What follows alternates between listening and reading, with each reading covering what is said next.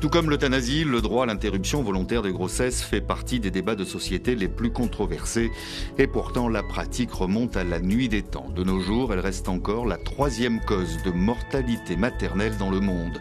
De quoi inciter, ces 30 dernières années, une 60aine de pays à modifier leur législation pour faciliter l'accès à un avortement sûr et légal. Depuis 2025, 77 pays autorisent l'avortement sans restriction, si ce n'est la durée de gestation qui peut aller de 5 à 24 semaines en fonction des pays.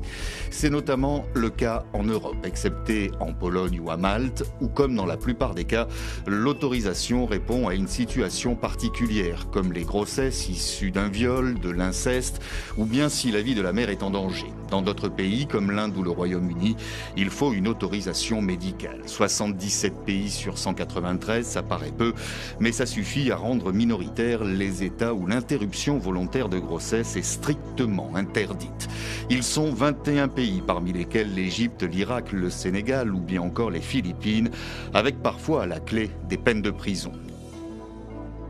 Une grossesse sur 4 dans le monde se termine par un avortement et 4 femmes sur 10 vivent dans un pays où l'avortement est interdit, restreint ou bien rendu difficile comme aux États-Unis, avec 21 États qui ont pris des mesures pour empêcher les femmes d'y avoir recours. Enfin, certains seront peut-être surpris d'apprendre que le premier pays dans le monde à avoir légalisé l'IVG est l'Union soviétique, c'était en 1920. Enfin, la France est le premier pays à avoir inscrit le droit à l'avortement dans sa constitution.